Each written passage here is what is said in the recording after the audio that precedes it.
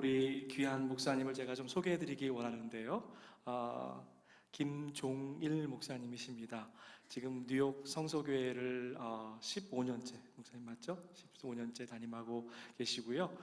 뉴욕에 가시면 여러분 긴 섬이 있습니다. 롱아일랜드라고 거기에 서 목회하시는데 우리 목사님 오래전에 미국에 이민 오셨어요. 그래서 1.5세라고 하시는데 하와이에 이민을 오셔가지고요. 제가 얘기를 들어보니까 마이크가 안 들리죠. 얘기를 들어보니까 그 유스가 얼마나 중요한지 모르겠어요. 목사님 그 동기 같은 그 그룹에서 목회자가 한 교회에서 7분, 예, 목사님 그 하이스쿨 그 같은 클래스에서 7분이 나왔다는 얘기를 들으면서 제가 얼마나 챌린지 됐는지 모릅니다. 우리 교회도 좀 그런 교회가 됐으면 좋겠다. 우리 교회 유스가 꼭 목회자가 아니더라도 하나님께서 부르시는 그 일에 우리가 감당하는 그러한 귀한 교회가 됐으면 좋겠다 하는 생각을 했습니다. 우리 목사님 그러시고 나서 또 ROTC로서 미군에서 6년간 또 이렇게 근무하시고 그리고 이제 신학을 하시고 이렇게 목회를 하신 아주 귀한 목사님이십니다. 여러 가지 소개할 것이 있지만 제가 한 가지로 우리 목사님을 소개한다고 하면 우리 하나님을 너무 사랑하시는 목사님이십니다.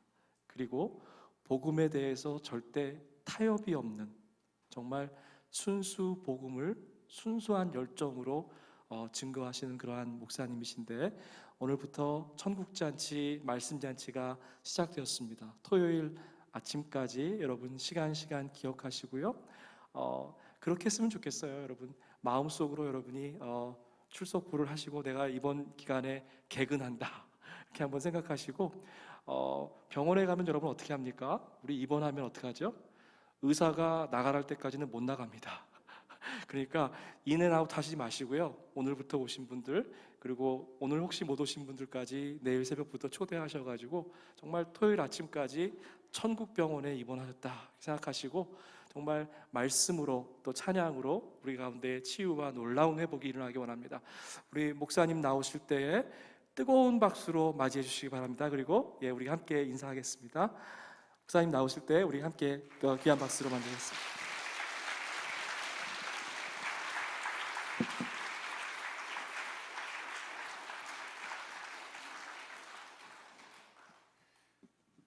할렐루야.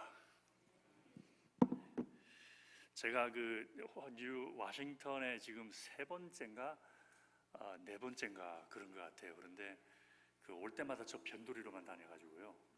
시내는 별로 못 들어와 봤는데 몇 년 전에 여기서 우리 전국연합회 한번 총회 한번 한 적이 있었죠. 그때 한번 와서 예배드리면서 와 예배가 예배실이 너무 좋다. 너무 은혜롭고 그냥 예배실에 앉아만 있어도 너무너무 은혜가 되는구나 하는 그런 생각을 해본 적이 있었더랬습니다.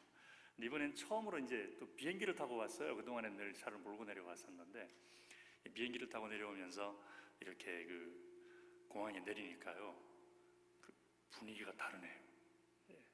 뉴욕은 좀 살벌하거든요. 분위기가. 공항에 다녀오신 분들 아마 느끼셨겠지만 공항에 내리는 순간부터 분위기가 좀 이렇게 살벌해요. 그래서 하도 이렇게 경쟁적으로 그냥 우리끼리 하는 이 장사꾼들, 장사하는 사람들이 많다가 보니까 막 분위기가 좀 살벌해요. 그런데 여기 와 보니까 이상하게 분위기가 너무 좋아요. 칭찬해 드리는 겁니다. 칭찬해 드리는 거니까 너무 그렇게 마음 그렇게 졸이지 마시고 편안하게 들으십시오. 분위기가 너무 좋고요. 와 보니까 뭐라 그럴까, 양반 동네에 왔다 그럴까? 목사님 나 계속 지금 칭찬하는 건데. 양반 동네 같고요. 품격이 이렇게 느껴지는 것 같고 좀 그래서 이거 이런 분위기에 제가 좀 이게 익숙하지 않아 가지고 이거 어떻게 처리를 해야 되나 지금 싶어서 제가 지금 처음부터 이렇게 행설수설하는 겁니다. 이렇게 지금. 자, 정식으로 인사드리겠습니다. 좋은 저녁입니다. 감사합니다.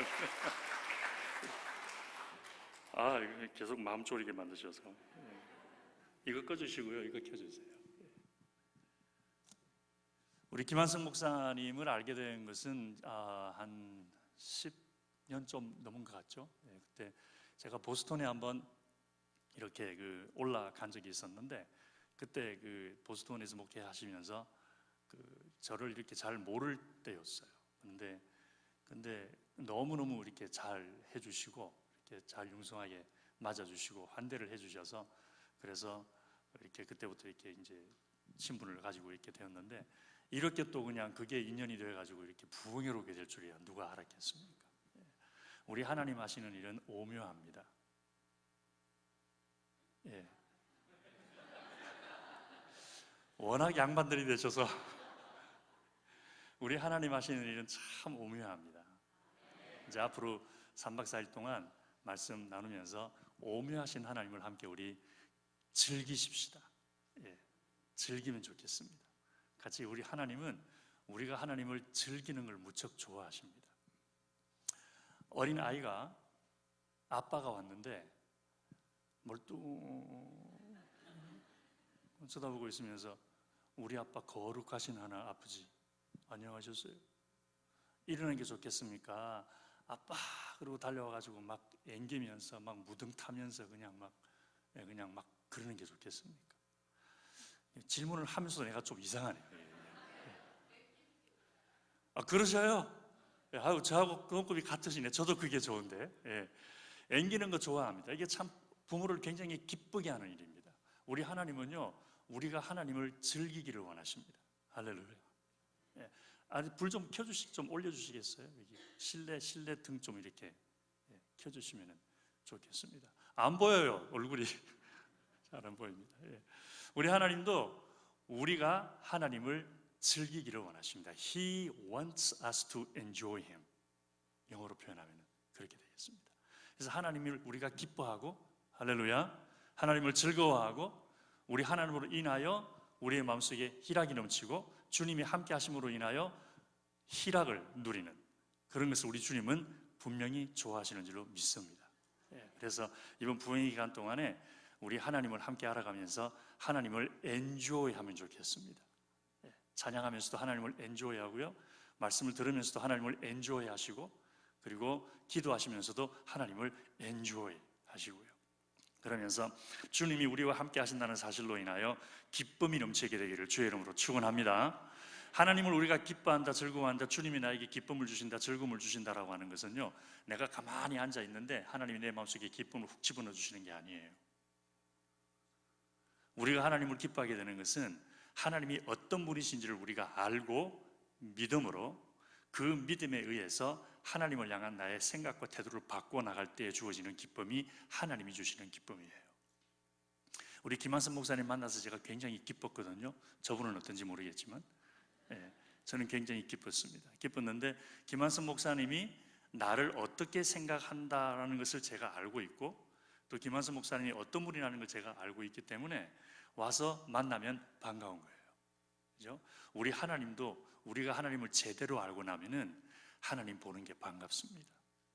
하나님 보는 게 기쁩니다. 하나님과 함께하는 시간이 너무 즐겁습니다. 그래서 꼭 문제가 있어야만 하나님께 나오는 것이 아니라 아무 일도 없어도 주님께 나오고 싶어요. 아무 일이 없어도 그냥 교회 와서 앉아 있고 싶어요. 그냥 교회 와서 십자가 바라보면서 우리 주님 그냥 엔조이 하고 싶어요. 주님의 임재 속에 그냥 있고 싶어요. 그런 하나님을 깊이 알게 되기를 주의 이름으로 축원합니다. 스마트폰 다들 가지고 계시죠? 안 가지고 계시는 분 거의 없습니다. 다 가지고 계시는데 스마트폰에 대해서 얼마나 많이 아세요?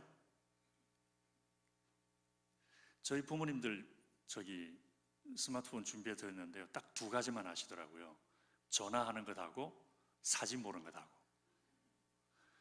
그런데 그 스마트폰 가지고 얼마나 많은 일들을 다 할 수 있습니까? 우리 삶의 모든 일들을 스마트폰으로 처리를 다 하잖아요. 비행기 타고 올 때도 스마트폰에 제가 볼딩 패스 넣고서는 이렇게 오고 다 그랬거든요. 근데 스마트폰을 알면 아는 만큼 스마트폰을 엔조이할 수가 있습니다. 맞죠? 예, 감사합니다.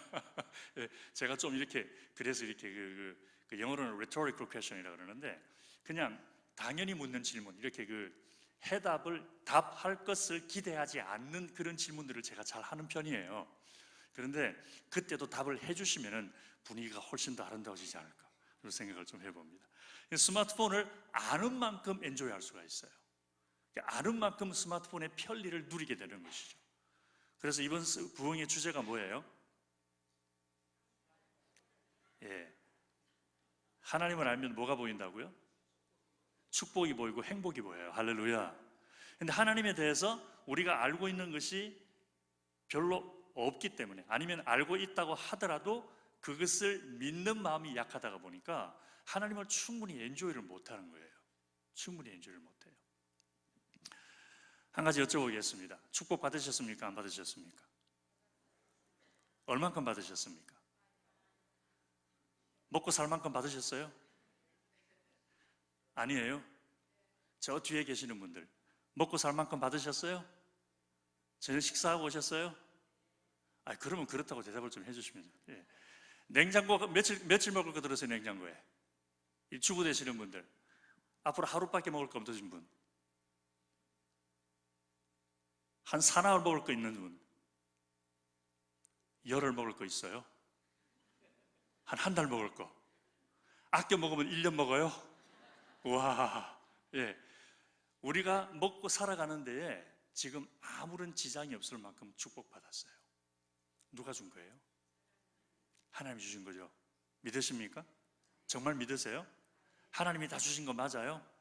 예, 그러면 오늘 저녁으로 부흥이 끝내버려야 되겠네. 예. 더 이상 뭐 할 얘기가 없잖아요. 먹고 살 것 다 주셨는데. 그죠? 그래서 저는요, 가끔씩 저희 교회에서도 그러고 부흥회를 나가도 그렇게 묻습니다. 뭘 더 바라십니까? 예, 무엇을 더 바라십니까?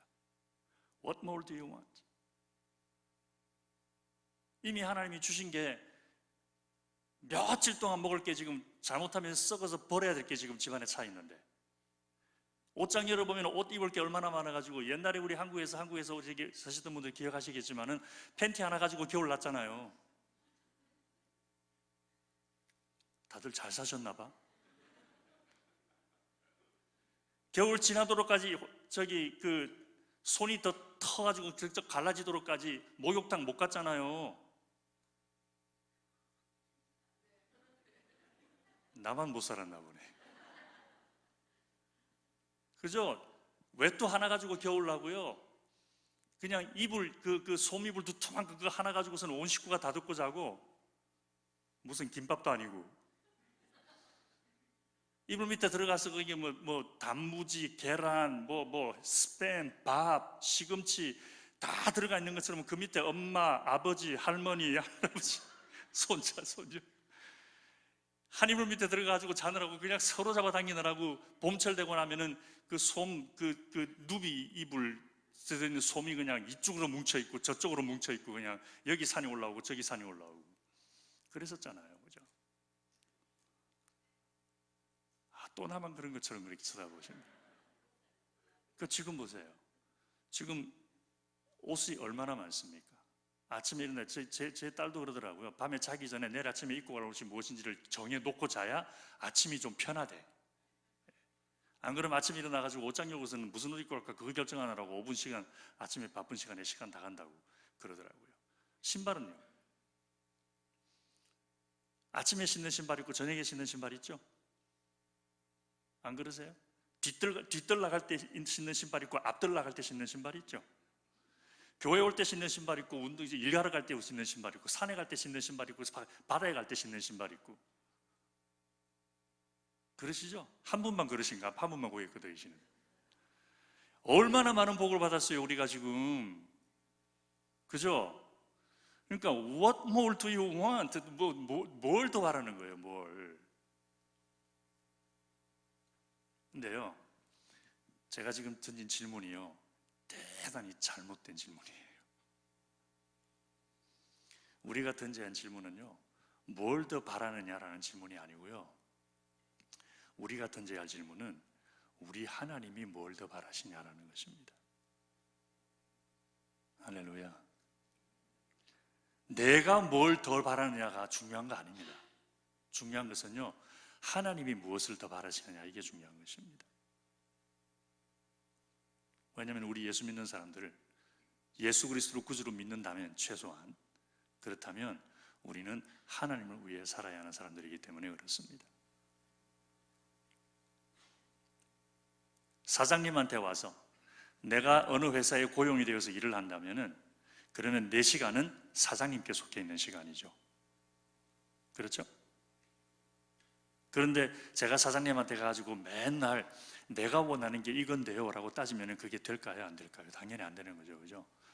그러니까 내가 던져야 할 질문은 사장님한테 가서 사장님 이거 다 끝냈는데 또 뭐 해야 되겠습니까? 이 질문을 던져야 되는 거예요.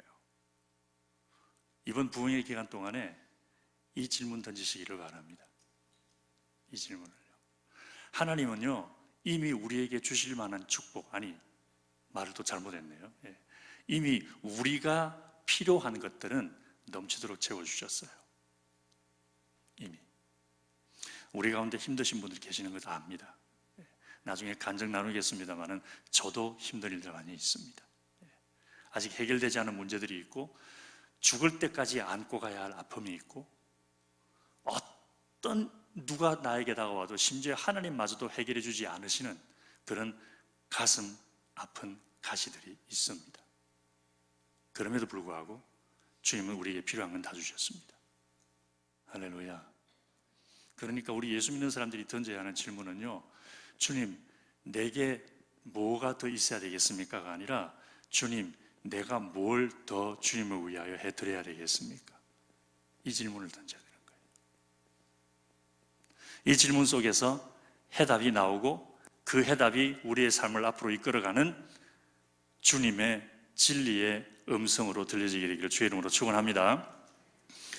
여기에서 우리 목사님께서 저를 이렇게 소개해 주시고 이렇게 해 주셔서 너무 감사한데 저를 그렇게 생각하는 줄 몰랐어요. 여태까지 한 번도 저한테 그런 얘기 한 적이 없었어요. 처음 얘기해 주시는 거예요. 그래서 참 감사하긴 한데요, 이번 부흥회 때에 강사는 성령님이십니다. 저는 그냥 심부름꾼입니다. 그래서 혹시라도 실수하는 게 있으면 심부름꾼이 실수한 거지 우리 성령님이 실수한 것은 아니니까 하나님은 끝까지 믿을 수 있게 되기를 바랍니다. 이런 경우들이 있더라고요. 어떤 분들은 목사를 보고 예수 못 믿겠대요. 어떤 분들은 교회 다니는 저 사람들 보고 나는 예수 안 믿겠다, 교회 안 나가겠다, 그런 분들이 있습니다. 참 안타까운 거죠. 안타까운 건데 심부름꾼을 보고 주인은 못 보는 거예요. 우리 여기 계시는 분들은 주인 보시기를 바랍니다. 은혜는 성령님이 주시는 것입니다. 말씀은 제가 전하지만 은혜는 성령님이 주십니다. 3박 4일 기간 동안에 주님이 어떤 은혜를 주시는지 기다리면서 함께 참석할 수 있게 되기를 바라는데요, 이번 부흥회를 통해서 여러분들께서는 어떤 목적을 마음에 염두고 계시는지 모르겠습니다. 또 우리 목사님 나름대로 또 이번 부흥회를 통해서 뭔가 이런 일이 이루어졌으면 좋겠다라고 하는 그런 기대하는 것이 있을 텐데 저도 나름대로 있거든요. 저 자신도. 저는 두 가지를 생각을 합니다. 첫째는 하나님은 반드시 우리를 축복하시는 분이시다라는 것을 의심 없이 믿게 되기를 바랍니다. 무슨 일이 있어도 하나님은 우리를 축복하실 것이다. 반드시 축복하실 것이다. 나중에 좀 더 이렇게 깊이 있게 레벨에 좀 더 이렇게 설명드리겠습니다만은 우리가 누리는 축복은요, 우리가 원하는 축복이 아니에요. 우리가 누리는 축복은 하나님이 우리에게 주기를 원하시는 축복이에요. 내가 원하는 축복은 내가 원하기 때문에 이루어질 수도 있고 안 이루어질 수도 있습니다. 그렇죠? 희망사항이고 소망사항이기 때문에 이루어질 수도 있고 안 이루어질 수도 있어요. 얘기하다 보니까 깜빡 잊어버렸습니다. 우리 남성 중창단들 너무 감사합니다. 귀한 찬양 너무, 한 번 더 크게 박수. 너무 감사드립니다. 저도 노래 꽤나 하는 사람인데 너무 그냥 이렇게 우리 연배되시는 분들께서 이렇게 해주시니까 목소리도 너무 좋고요. 그리고 사실 뭐 목소리도 목소리지만 이게 어쿠스틱이 너무 좋네요, 예배실이. 그래서 음악이 막 살아나고 그러는 건데 하이테너 어느 분이 하셨어요? 와, 저분 진짜 박수 쳐요. 우리나라 보물급이에요, 보물급. 와, 어떻게 그렇게 하이테너가 올라가요? 세상에, 난 저기 지휘하시는 우리 자매님이 지휘하면서 노래하는 줄 알았어. 어떻게 하이테너가 올라가는지 너무 멋있고, 또 밑에 이렇게 옆에서 받쳐주시는 분들도 그렇게 받쳐주니까 하이테너가 또 빛이 나는 건데 너무너무 좋았습니다. 너무 감사드리고요. 이런 소리 뉴욕에서 못 들어봅니다. 예. 그래서 오늘 저녁에 진짜 복 받은 사람이에요. 예, 아주 우리 워싱턴 교회 보배들 있어요. 보배들요. 너무 감사드립니다. 예, 다시 한번 감사드립니다. 예, 무슨 말하다가 이 얘기가 나왔죠? 우리 하나님은 무슨 일이 있어도 우리를 복되게 해주십니다. 무슨 일이 있어도. 아까 우리 기도하시던 장로님 너무 은혜스럽게 기도가 돼가지고서 제가 벌써 은혜를 많이 받고 그랬는데, 여러 가지 어려운 일들이 많이 있다 그러잖아요, 그죠? 그런데요, 우리 하나님은 그런 어려운 일들을 통해서도 반드시 우리를 복 주십니다. 믿는 사람들을 반드시 복 주십니다. 여러분, 이 세상이 앞으로 잘 될까요? 못 될까요? 예, 잘 될 수도 있고 못 될 수도 있습니다. 무엇을 보느냐에 따라 달라집니다. 예, 그래서 이것도 미리 말씀을 좀 드려놔야 되겠다. 제가 던지는 질문들이요, 너무 평범하고 너무 그냥 단순하고 그냥 이건 그냥 어린아이라도 대답할 수 있는 그런 질문들도 있고요. 또 어떤 질문들은 잘못 대답했다가는 엉뚱하게 대답을 해버리는 그런 질문들도 있습니다. 그래서 그런 질문 사실 하면 안 되는데, 이게 제가 좀 습관이 돼가지고 고치기가 좀 힘들어져서 그러는데, 하여간 예, 그렇습니다. 세상이, 우리가 하나님의 복을 받는다 그런 얘기를 하잖아요. 복을 받는데 대부분 우리가 받은 복은요, 하나님 복이 두 가지가 있습니다. 두 가지가 있는데, 대부분의 우리가 예수 믿는 사람들이 받는 복은 생활의 복이에요. 생활의 복이에요. 쉽게 말하면 삶이 편리해지는 것입니다. 그런데 너무 많은 사람들은 삶이 편리해지는 것을 가지고 삶이 복을 받았다고 생각을 해요.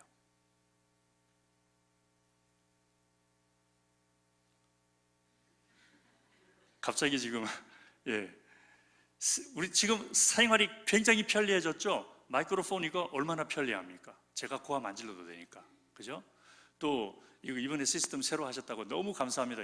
저를 위해서 이 시스템을 새로 이렇게 해주신 것 같아서 너무 감사드리는데, 소리가 너무 좋네요. 아름답고요. 자동차가 있으니까 생활이 편리해졌죠. 화장실이 집안에 있으니까 생활이 편리해졌죠. 냉장고가 있으니까 생활이 편리해졌죠. 스마트폰이 있으니까 생활이 편리해졌죠. 그런데 삶은요? 삶은 어떻습니까? 스마트폰 있기 전에 싸우던 것 가지고 지금도 싸워요, 안 싸워요? 저 집은 맨날 싸움만 하죠. 그죠? 똑같은 거 가지고 싸워요. 좋은 차가 있을 때에 싸우는 것하고 차가 없었을 때 싸우는 것하고 같은 것으로 싸웁니까? 다른 것으로 싸웁니까? 같은 거예요. 똑같은 거예요. 밥을 잘 먹을 때나 못 먹을 때나, 좋은 동네 살 때나 안 좋은 동네 살 때나, 돈을 많이 벌 때나 적게 벌 때나 똑같은 거 가지고 싸워요. 맨날. 몇 천 년 전에 사람들이 부부가 싸우던 게 지금도 부부가 싸우고 있어요. 똑같은 거 가지고 싸우는 거예요. 근데 보세요, 생활은 날이 갈수록 편리해서 가는데 삶은 안 변하잖아요. 그러니까 생활은 복을 받았는데 삶은 복을 못 받고 있는 거예요. 이번 부흥회 때 삶이 복받기를 주의 이름으로 축원합니다. 하나님이 우리에게 주시는 복은 생활의 복이 아닙니다. 삶의 복입니다. 사람이 바뀌어지는 것입니다. 더 좋은 옷을 입고, 더 좋은 음식을 먹고, 더 좋은 차를 타고, 더 좋은 데로 구경 다니는 그런 변화를 얘기하는 것이 아니라 우리 삶이 변하는 거예요. 그래서 싸우던 사람이 안 싸우게 되는 거예요. 그래서 생활 측면으로 보면은 세상은 점점 좋아져요. 생활로 보면은 앞으로 지금 우리의 삶을 더 편리하게 해줄 수 있는 기가 막힌 것들이 점점 더 많이 나올 겁니다. 지난 한 2, 3년 동안에 제가 차를 3년 전에 바꿨거든요. 혼다 파일럿으로 바꿨어요. 바꿨는데 지난 3년 동안에 얼마나 많은 테크놀로지컬 디벨롭먼트가 일어났든지, 이번에 우리 작은아이 저기 직장 구해가지고서는 새로 차를 샀는데요, 차 바꾸고 싶어. 너무 좋은 게 많이 생겼어요. 뭐 차선 변경하는 것도 가르쳐 주질 않나, 뭐 별별 게 다 있고, 그냥 그 트래픽 잼에 가다가 걸려가지고서는 브레이크 밟는 게 다리 많이 아프잖아요. 계속 브레이크를 밟고 있어야 되니까. 근데 뭐 스위치 하나 쿵 눌러놓으니까 브레이크 밟았다가 차가 딱 서고 난 다음에 발을 떼니까 차가 안 가요. 엔진은 그냥 걸려 있는데. 악셀에다 밟으니까 가고, 또 브레이크를 밟았다가 떼니까 또 차가 안 가요. 그런 게 자꾸 생기더라고요. 그래서 나 진짜 3년만 기다렸다가 차 바꿀 걸 싶은 생각이 들 만큼 점점 좋은 물건들이 많이 나와가지고 우리의 생활은 편리해질 거예요.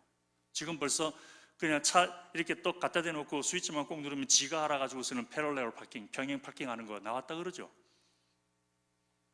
이 동네 분들은 못 들으셨나? 주차장에 있는 차 스위치 하나 꼭 누르면 스마트폰으로 스위치 누르면 지가 혼자서 쭉 와가지고서는 이 앞에다 지가 알아서 온다 그러죠. 그런 거예요.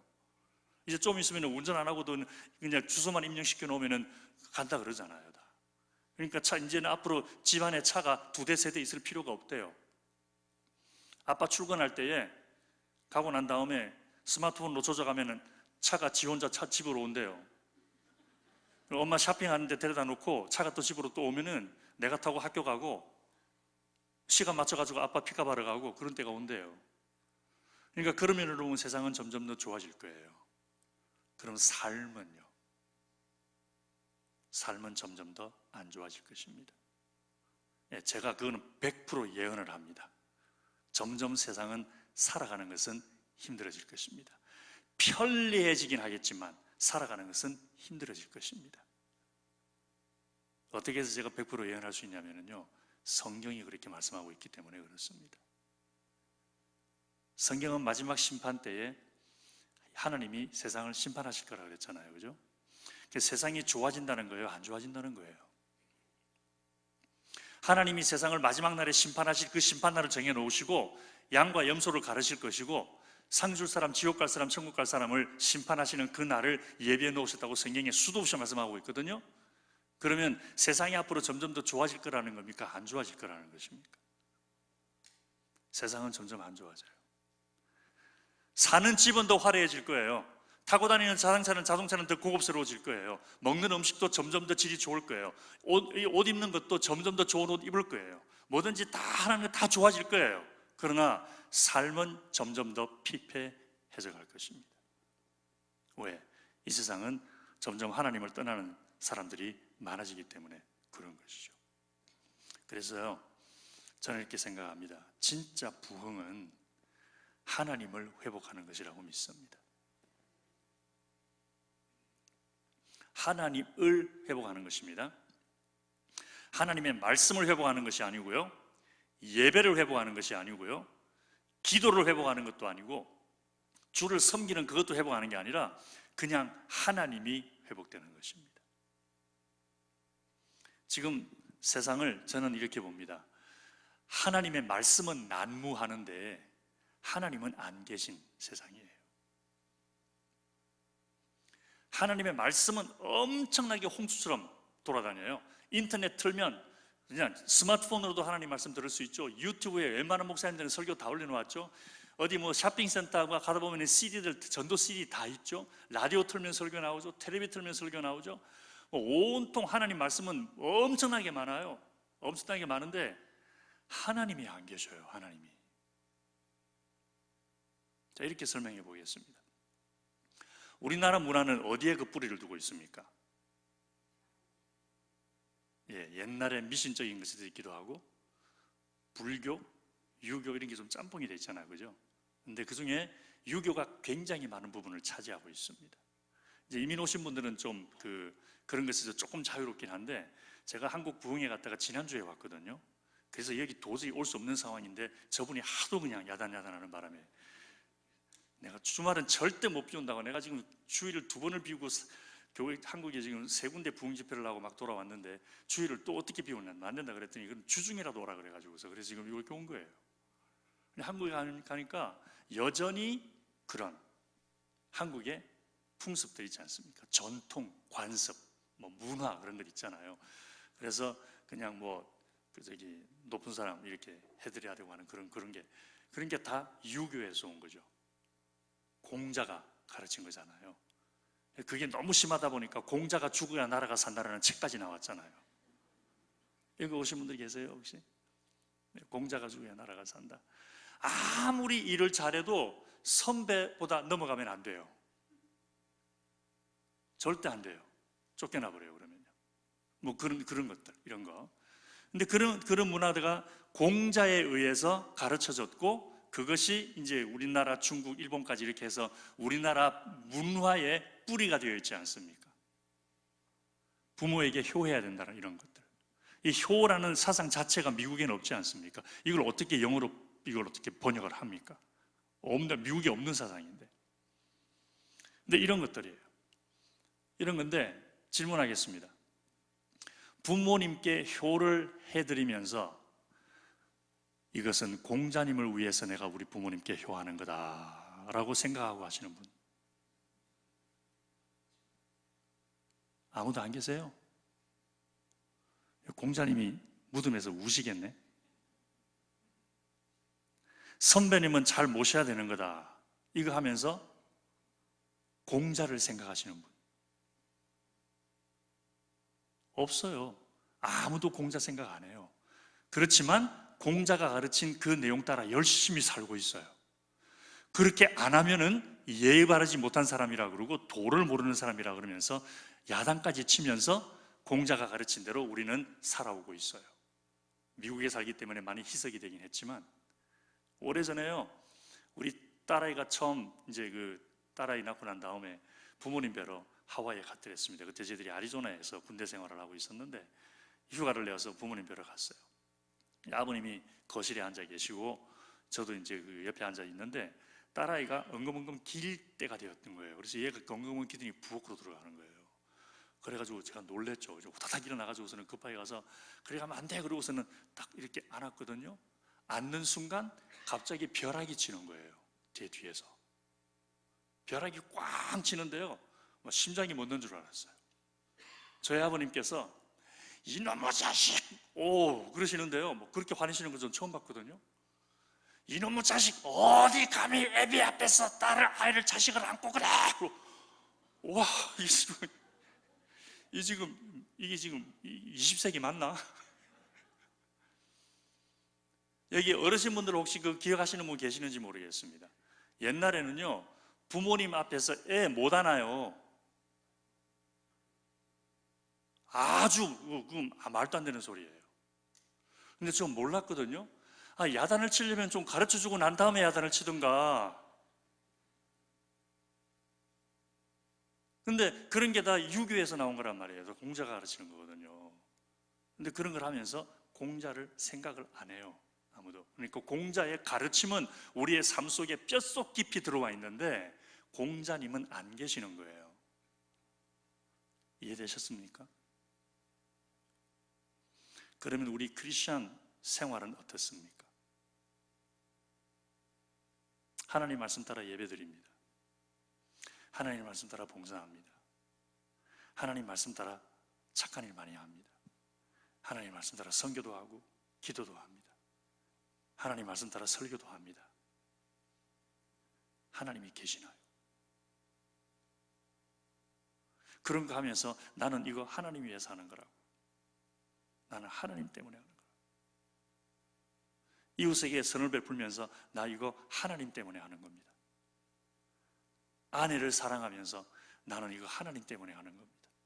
남편에게 밥을 지어주면서 하나님 때문에 하는 겁니다. 자식들 키우면서 하나님 때문에 하는 겁니다. 예배드리면서 하나님 때문에 하는 겁니다. 찬양하고 봉사하면서 하나님 때문에 하는 겁니다. 이런 의식이 있느냐라는 거죠. 우리 워싱턴 한인연합 감리교회에서 이런 하나님의 의식이 회복되기를 주의 이름으로 축원합니다. 하나님 때문에, 하나님 때문에. 그래서 하나님이 회복이 돼야 돼요.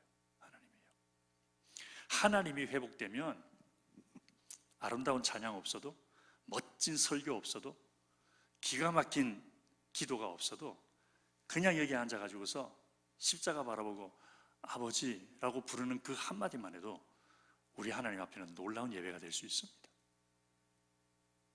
하나님을 의식한다면, 이거 내가 하나님 때문에 합니다. 하나님 때문에. 예배에 대한 이런 재밌는 이야기가 있습니다. 제가 신학교 다닐 때 들은 이야기인데요, 실제로 있었던 일은 아닌 것 같아요, 제 생각에.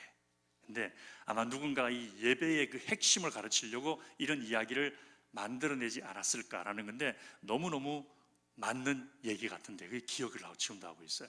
신학교 다닌 지가 지금 벌써 30년이 넘었는데 아직도 그걸 기억을 합니다.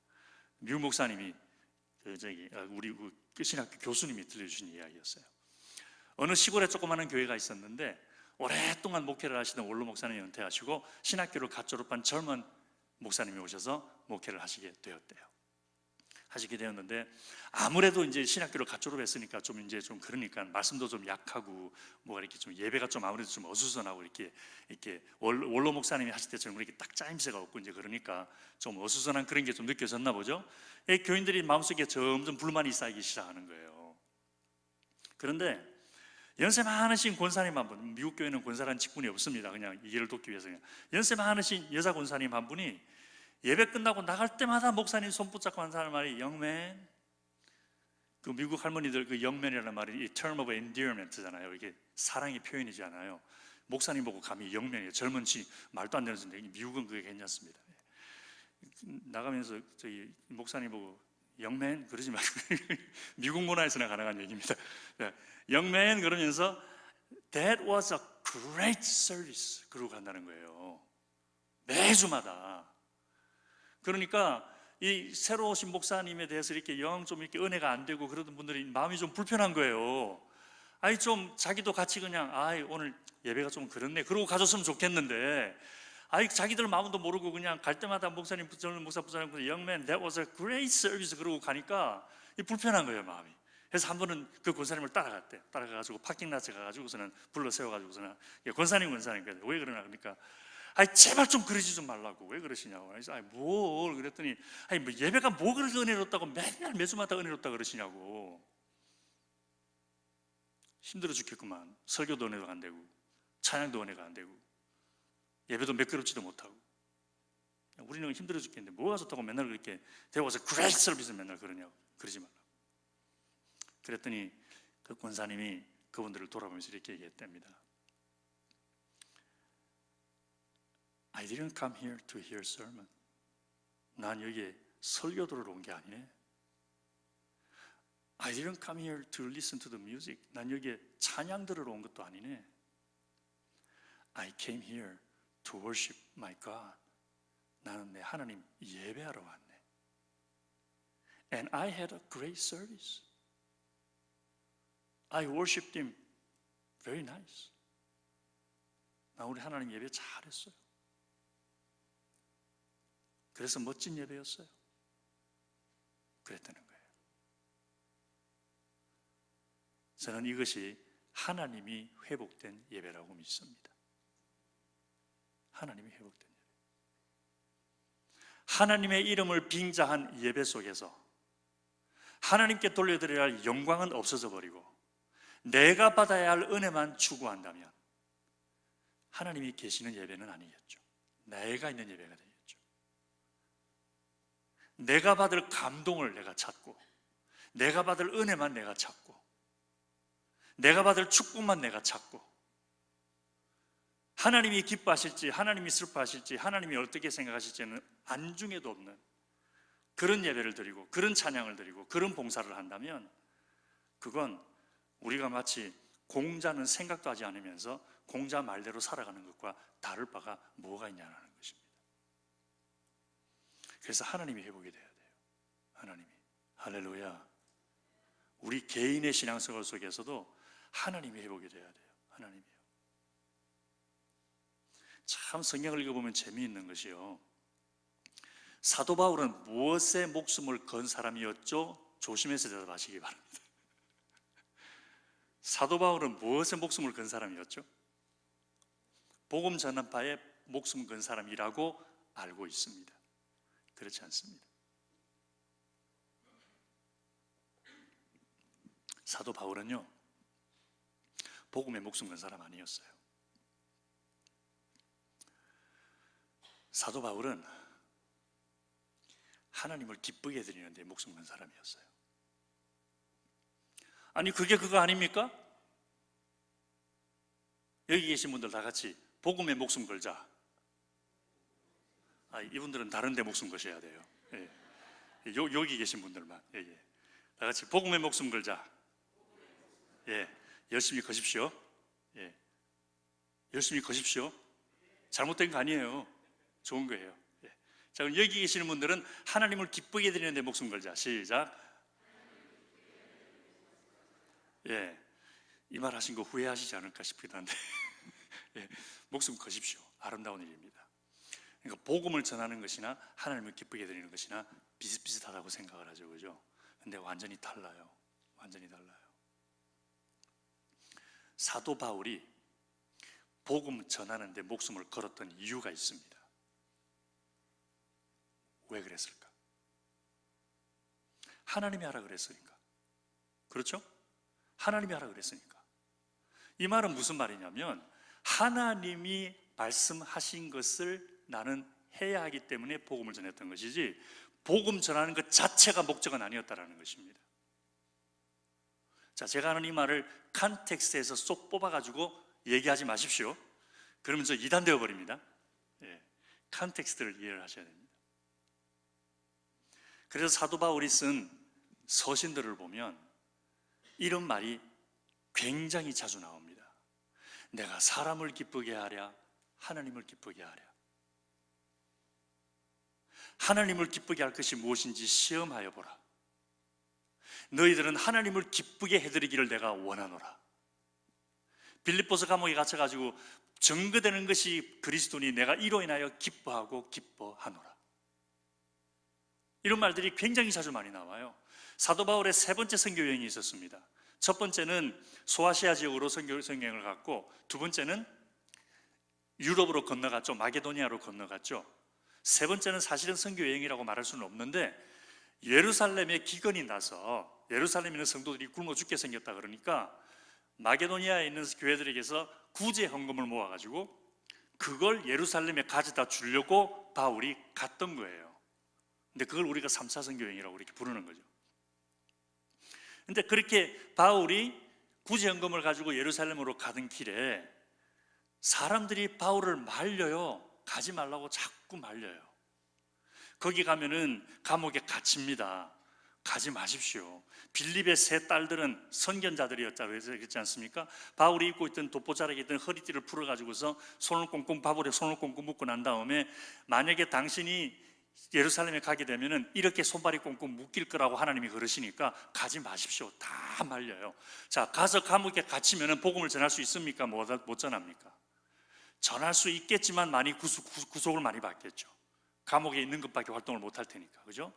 만약에 복음 전하는 것이 사도 바울이 목숨을 건 것이고 복음 전하는 것이 사도 바울이 해야 할 일이라고 인생의 목적이라고 여겼더라면 예루살렘에 안 갔어야 돼요. 왜? 거기 가면 붙잡히니까, 복음 전하지 못하게 되니까. 그런데도 불구하고 사도 바울은 가야 된다고 갔거든요. 하나님이 나보고 가라 그러신다 그러고 갔거든요. 그러니까 사도 바울의 목숨 건 것은 복음 전하는 게 아니었어요. 사도 바울이 목숨을 건 것은 하나님을 기쁘게 해드리는 것이었어요. 할렐루야. 여기에서 이번 부흥회를 통해서 제가 제 개인적으로 이런 결과가 있으면 좋겠다라고 하는 두 번째가 있습니다. 첫 번째는 뭐였죠? 하나님은 우리를 반드시 축복하신다. 할렐루야. 그거 확실하게 믿게 되기를 바랍니다. 무슨 일이 있어도, 나에게 어떤 어려움이 닥쳐도, 어떤 고통이 와도, 어떤 일들이 앞으로 이건 누가 봐도 잘된 거라고 말할 수밖에 없는 그런 상황에서도 하나님은 나를 반드시 축복하십니다라고 말할 수 있는 믿음의 담대함이 있기를 주의 이름으로 축원합니다. 그게 첫 번째고, 두 번째는요, 나는 하나님의 기쁨 위에 살겠다. 이런 결단이 있으면 저는 개인적으로 이번 부흥회가 성공했다라고 저는 그렇게 보겠습니다.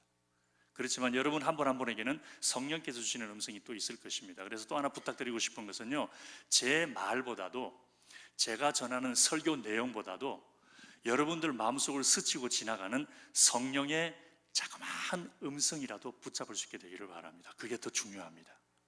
그게 더 중요합니다. 저는 여기에서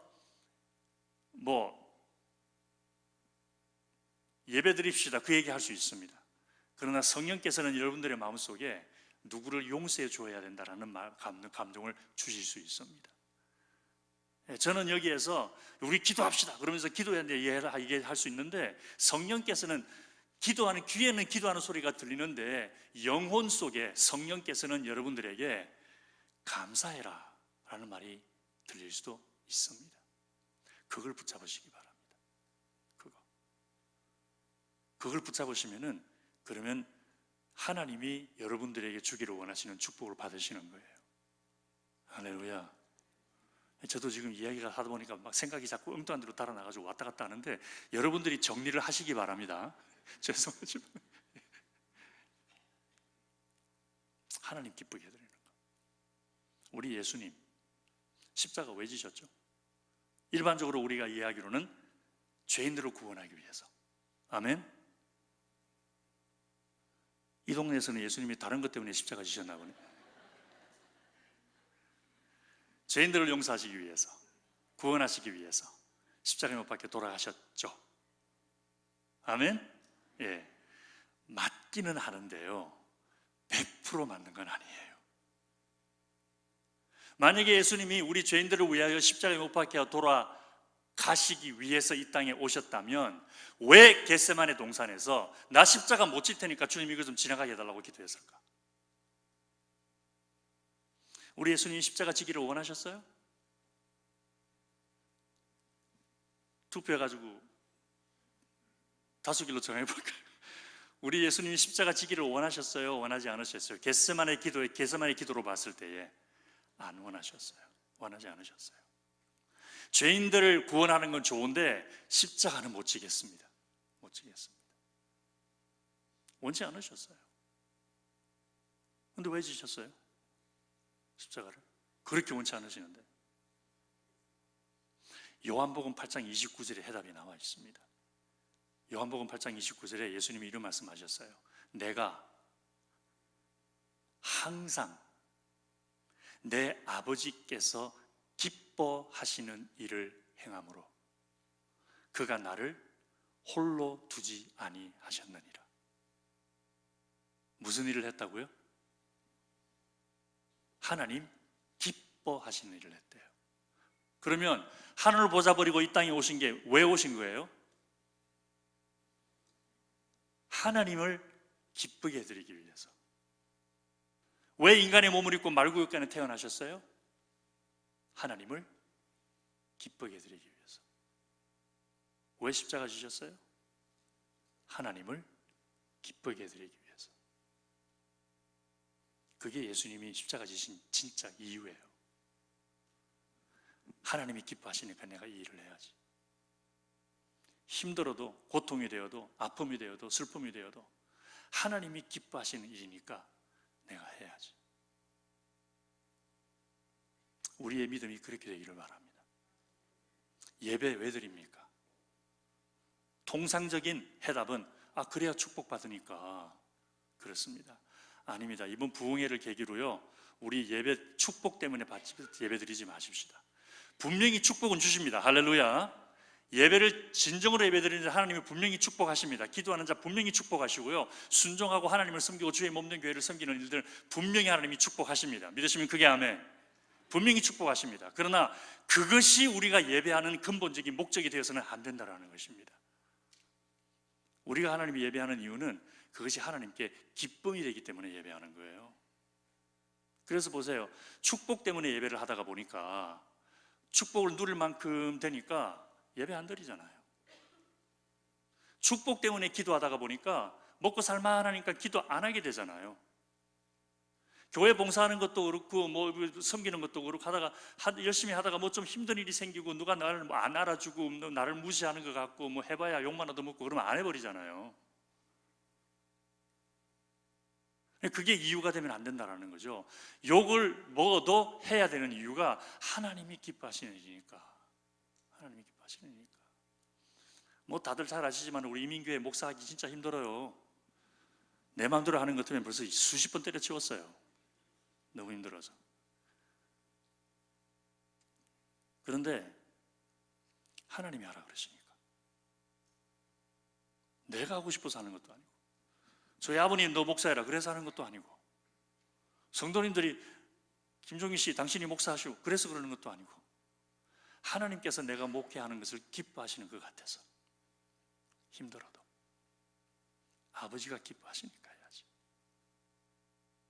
교회 봉사를 하면서도 섬기시는 분들, 열심히 섬기시는 분들 다 한 번씩 겪는 일들이에요. 뒤에서 씹는 사람들이 있죠, 그죠? 참 그 사람들요 턱 근육 엄청 좋아요. 어떻게 그렇게 오래 씹어도 안 아픈지, 턱도 안 아픈지 몰라. 껌도 몇 시간 씹으면 아파서 그냥 뱉어내는데, 그런 분들이 계시잖아요. 열심히 난 좋은 마음으로 봉사하는데, 근데 왜 자꾸 그렇게 뒤에서 그냥 시기하고 험담하고 그러냐 말이에요. 그러나 그럼에도 계속해야 하는 이유는 하나님이 기뻐하시기 때문에, 하나님이 기뻐하시니까 그것이 하나님이 회복되는 것인 줄로 믿습니다. 그게 하나님이 회복되는 거예요. 내가 하는 모든 일들은 다 하나님이 기뻐하시는 것 때문에 하는 거예요. 다른 이유 하나도 없다. 축복 안 해주셔도 해야 된다. 그런데 감사하게도 축복을 해주시거든요. 할렐루야. 감사하게도 축복 안 해주셔도 해요.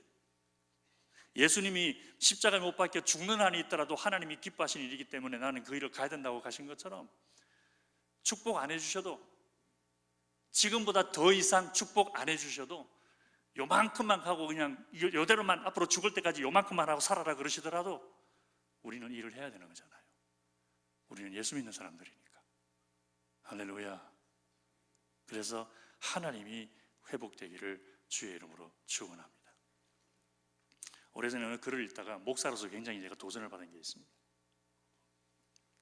목사님 몇 시까지 해야 돼요? 하나님이 기뻐하시는 데까지.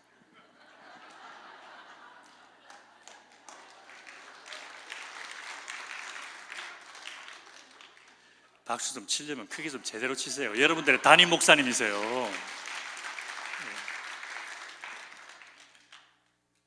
저렇게 대답할 줄도 몰랐네. 하여간 그 미국에 70년 동안을 해로한 부부가 있었대요. 한 번도 안 싸웠대요. 그래서 기자가 결혼 70주년을 맞아서 가서 물어본 거예요. 진짜 한 번도 안 싸웠습니까? 그랬더니 딱 한 번 싸웠대요. 결혼 초에 딱 한 번 싸웠대요. 결혼은 한 번도 안 싸웠대요.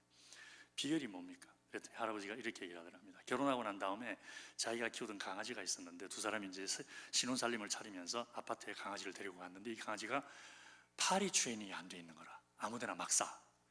훈련이 안 돼가지고. 근데 이제 새 신부가 와서 이렇게 보니까 엉뚱한 데 싸놨거든요. 그러니까 가서 탁 째려보고 난 다음에 원 딱 그랬대요. 근데 그 다음날 강아지가 쌌겠어요, 안 쌌겠어요? 또 쌌어요. 그랬더니 샷건 가져와가지고 쏴 죽여버리더래. 이거 젊은 신랑이 머리가 돌아가죠.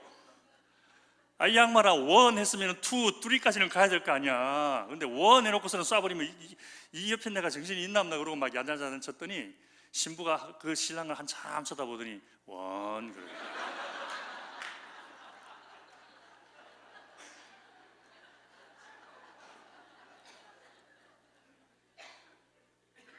그 뒤로 한 번도 안 싸웠대. 오늘 저녁에 이야기가 길어지는 거 싶으면 아무라도 원 그러십시오. 당장 끝내겠습니다. 목사로서 인생이 도전받은 글이 하나 있었습니다. 강단의 황태자라고 하는 별명이 붙은 영국의 찰스 스펄전 목사님에 대한 일화입니다. 1800년도에 사셨던 분이시고요. 그 당시에 마이크로폰도 없던 그때에 런던에서 런던 태버네클이라고 하는 그 교회를 개척을 하셔가지고 5,000명이 모였던 교회를 목회하셨던 분이세요. 마이크로폰도 없던 시대에 5,000명이면 어마어마하잖아요, 그죠? 근데 이 교회에서 한 분은 부흥회를 하게 되었답니다. 근데 유명한 미국의 부흥 강사님을 지금 비행기도 없던 때에 배를 타고 대서양을 건너도록 해서 일주일 동안 부흥회를 했답니다. 아침 저녁으로. 그때만 해도 영국이 그냥 막 말씀이 살아나고 교회가 부흥되고 그런 때였으니까. 주일날 낮 예배까지 부흥 강사님이 설교를 하시고 부흥회가 끝났습니다. 예배 끝나고 나가는 교우들이 부흥 강사님 손을 붙잡고 목사님 목사님 말씀 은혜 참 많이 받았습니다. 너무 설교를 잘하십니다. 너무 은혜 받았습니다. 감사합니다. 그러고 갔대요. 그런데 부흥회를 멋지게 은혜하고 끝나고 나면 그 다음에 담임 목사가 힘들잖아요. 그죠?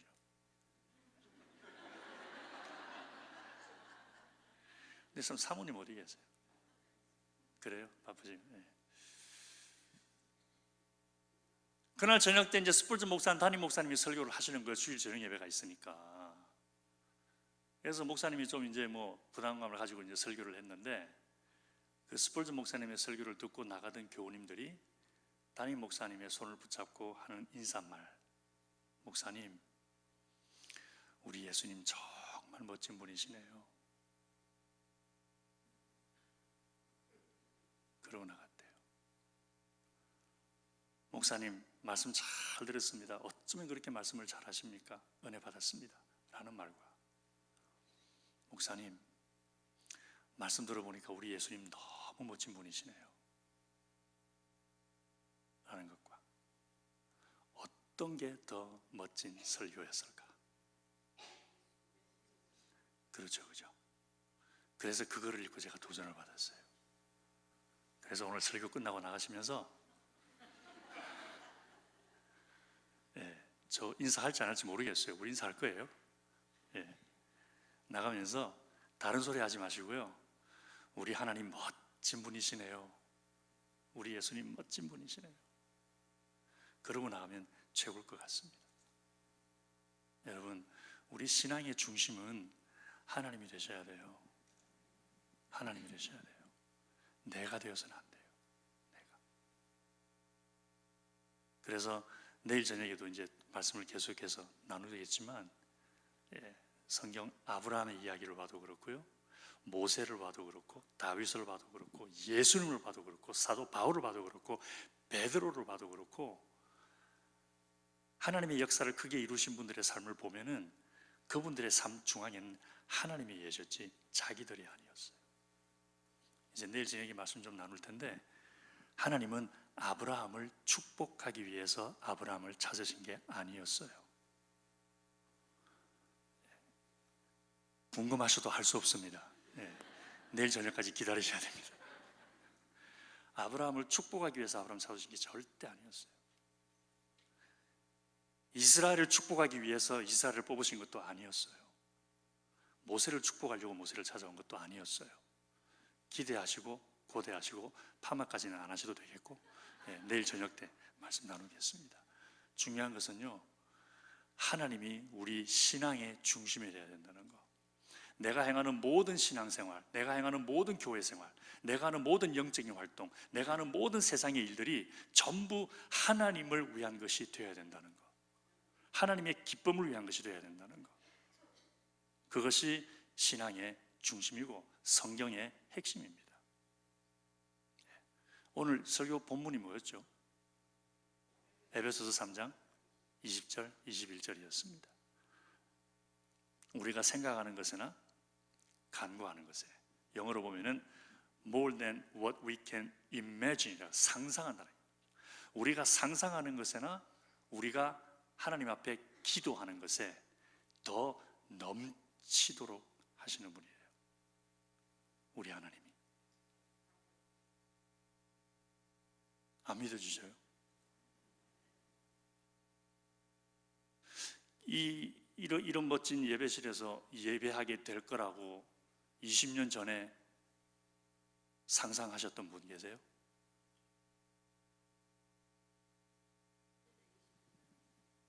지은 지가 20년 넘어요? 내년이 20년 돼요?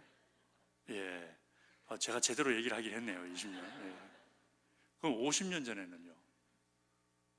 50년 전에는 아마 이게 다 아마 한국에 계신 분들이 더 많지 않았을까 싶은데, 그때 워싱턴 이 좋은 동네에 와서 이렇게 멋진 교회에서 이렇게 예배를 드릴 수 있을 거라고 상상하셨던 분 계시나요, 혹시? 여러분, 우리의 삶은요, 우리가 옛날에 생각했던 것보다 훨씬 더 아름다운 삶이에요. 지금 우리의 삶이. 믿으시면 아멘. 그런 삶을 살고 계시면 더 크게 아멘. 저는 미국에 올 때 16살 때 왔습니다. 16살 때 왔는데 1973년도에 왔거든요. 빨리빨리 계산해 보세요. 내가 몇 살인가 지금.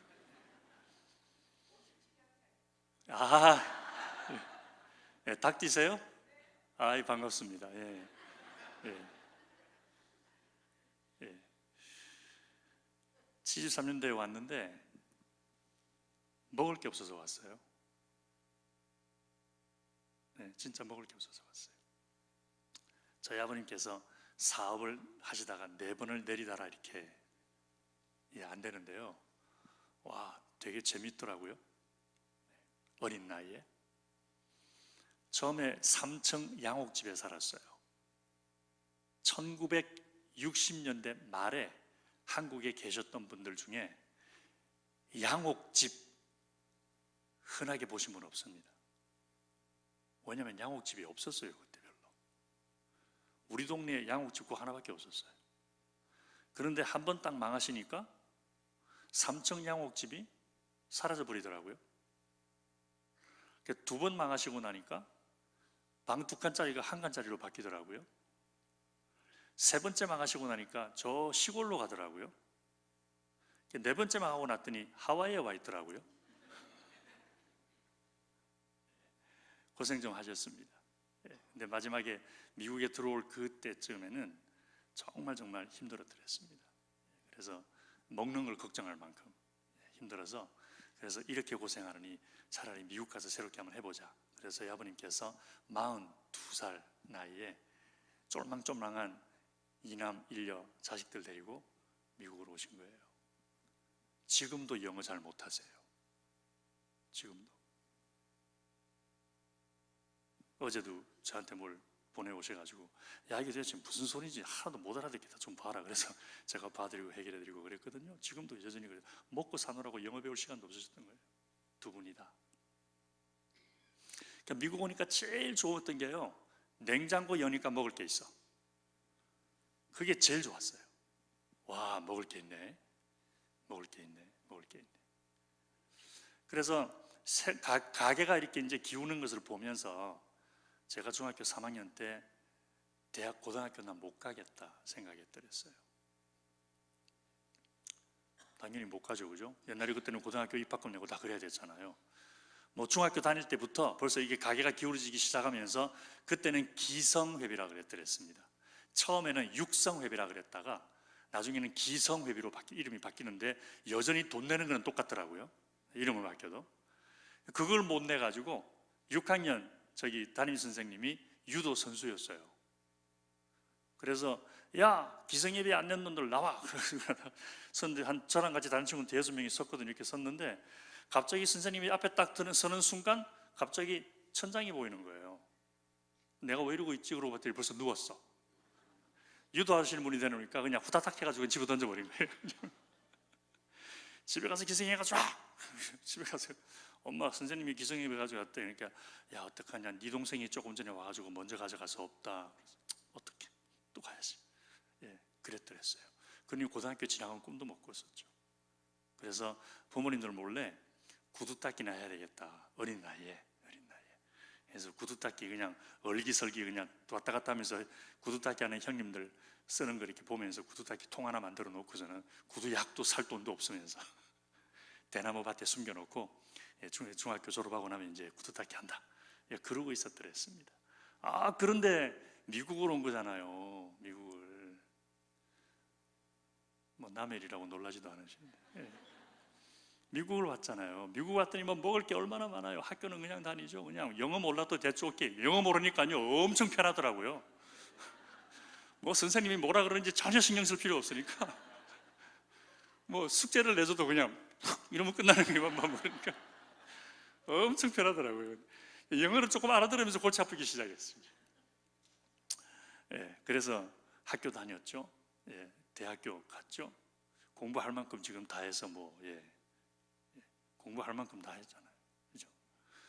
근데 제가 상상이나 했겠냐고요, 이걸.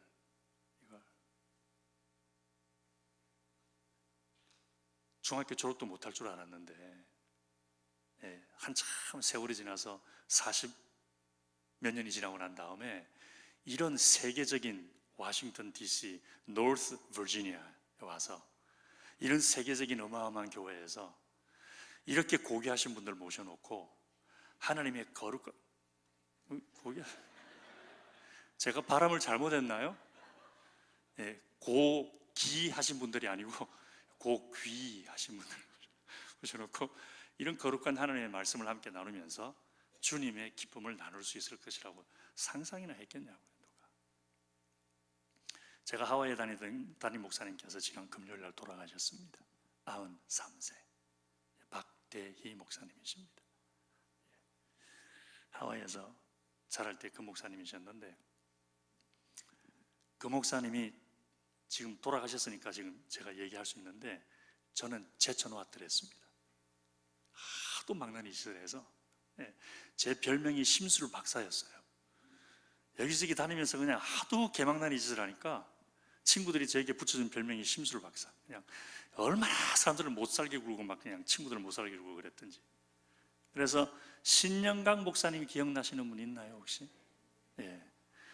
24반세기 전에 4반세기 전에 제가 이 교회 왔다 간 것 기억나시는 분 계시나요 혹시? 그때 중고등부 수련회 인도하러 제가 왔다 갔다 했습니다. 신영강 목사님이 여기 부교육자로 있을 때.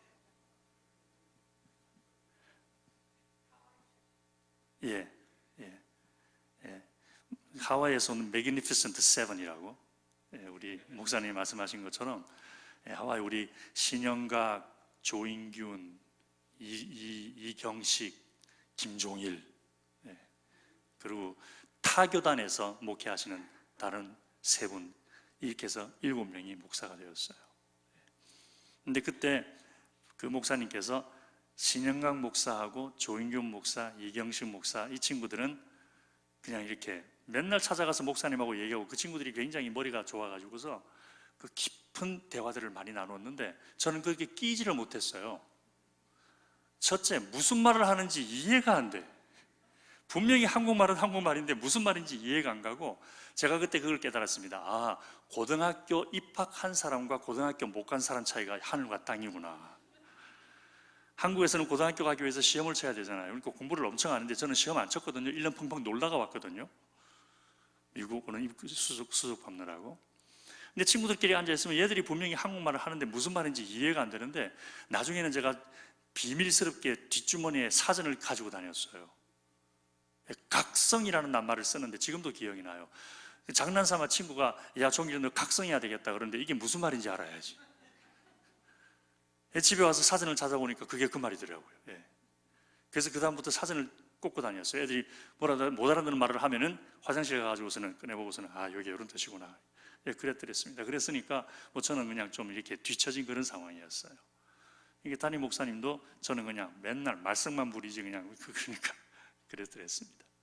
그런데 지금요, 목회하고 있는 친구는 우리 하와이 그리스도인학 감리교회 출신 4명 중에서 저밖에 없습니다. 다 지금 기관 목회하고 있고 신학교 목회하고 있고 그럽니다. 누가 알았겠습니까? 누가 알았겠습니까? 누가 이럴 줄. 간증거리가 너무 많습니다. 그렇게 이야기하기 시작하면은 진짜 하나님이 기뻐하시는 한 가지만 아십시다.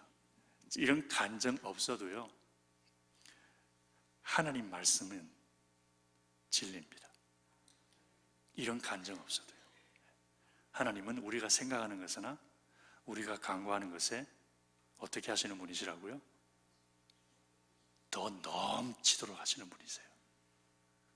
그러니까 분명히 내가 하나님 앞에 이렇게 해달라고 기도했는데 안 이루어지고 있다거나, 나는 하나님이 그래도 요만큼은 해주시지 않겠느냐라고 생각했는데 그게 아직 이루어지지 않고 있으면은 하나님은 아직도 ing 중입니다. 하나님은 아직도 역사 안 끝나셨어요. 반드시 우리가 생각했던 것이나 기도하는 것에 넘치도록 채우시어야 하나님의 역사가 끝이 날 것입니다. 그래서 이걸 가리켜서 우리 딸아이의 표현을 빌리면 crazy faith라고 그래요.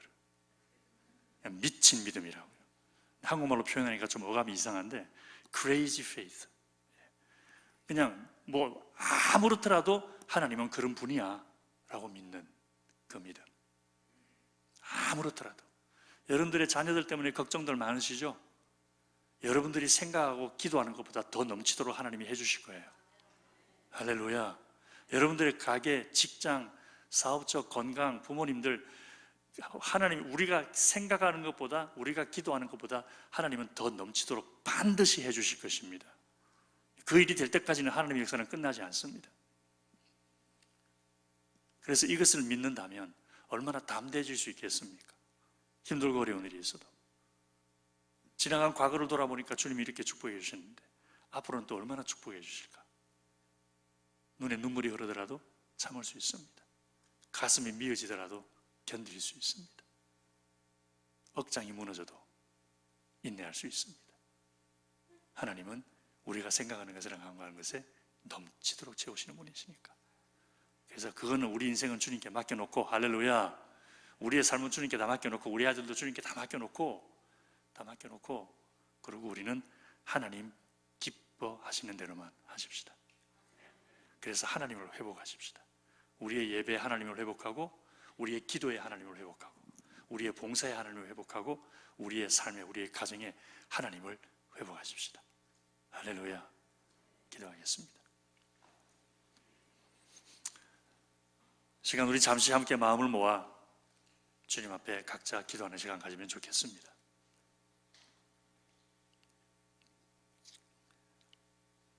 나의 신앙생활에는 하나님이 계시는지,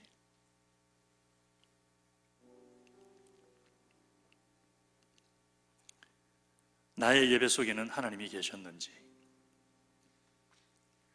나의 찬양에는 하나님이 계셨는지, 내 삶 속에 하나님이 과연 계시는지, 아니면 하나님의 말씀만 있고 신앙 생활하는 모습만 있고 교회 왔다 갔다 하는 모습만 있는 것은 아닌지, 주님 앞에 정직하게 함께 기도하며 필요하다면 회개하는 기도를 드리면 좋겠습니다. 주님, 내 삶 속에 주님이 회복되기를 원합니다. 주님, 내 예배 속에 주님이 회복되기를 원합니다. 주님, 내 찬양 속에 주님이 회복되기를 원합니다. 주님의 기쁨이 목적이기보다 내가 받을 축복, 내가 받을 감동,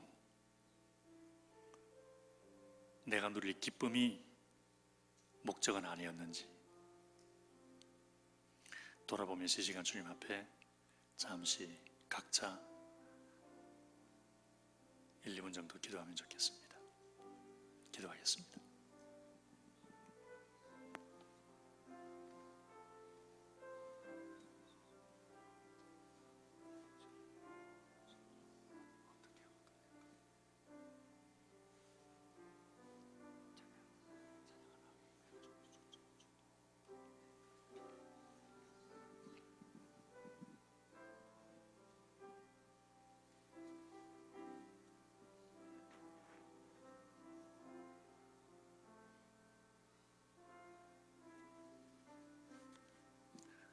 고마우신 아버지 하나님,